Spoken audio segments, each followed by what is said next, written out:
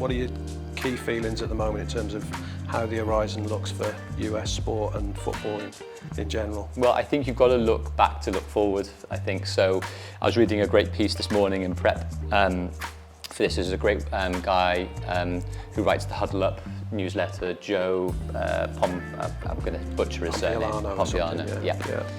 And he was making the comparisons between what Beckham did when he moved to the MLS with Galaxy and then what Messi has done now to a degree.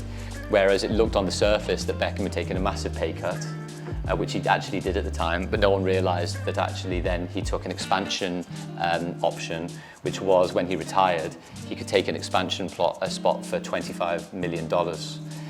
Fast forward now to 2023 and the San Diego franchise has just gone for $500 million. And so I think the US are always 5 to 8 years ahead in terms of blazing trails of particular things. And I think the next bit on the horizon is the NBA doing it from their collective bargaining agreement with some of their players, is that they're taking sweat equity effectively in the franchise or the wider league. I'm positive that will happen at some point in European sport to a degree, where you can imagine players owning stakes in, if not the league, 'cause it's obviously done differently, but in a different way, just in the same way Jordan with Nike or Steph Curry with Under Armour or elsewise. So with Messi, which is the unique outlier thing, is he's obviously not gone for the money, because if he'd done the money, he would have gone to Saudi Arabia and would have earned $1.5 billion dollars over 3 years effectively. That's not to say he's not going to be significantly remunerated, but the slight difference here is the MLS has given him a rev share of their Apple TV MLS season tickets.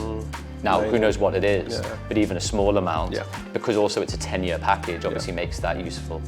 The funny story was obviously on Beckham is that Beckham negotiated the Galaxy deal so that whenever anyone bought a hot dog in stand or bought a shirt or did anything, he would take a percentage royalty of anything that Galaxy sold. So what's being reported on Messi is Apple TV, probably a discount option on a new franchise at some point in the future, and a very big amount of money. But I presume it's also a lifestyle choice, because it's probably not like he's short of a few quid, and a lot of his family are already living there, and it's a very different lifestyle obviously to Middle East. And do you think it'll move the league on a lot? You think it'll change the game over there? Well, it's like anything. I don't understand sometimes the valuations put on sports franchises full stop. What's the multiplier? Is it a revenue multiplier? Is it a cost multiplier? Football clubs in the UK, sell for X amount. Chelsea, United at the moment, and others, Spurs or otherwise. I think sometimes you're paying a very big premium on goodwill, on the status of these iconic brands worldwide.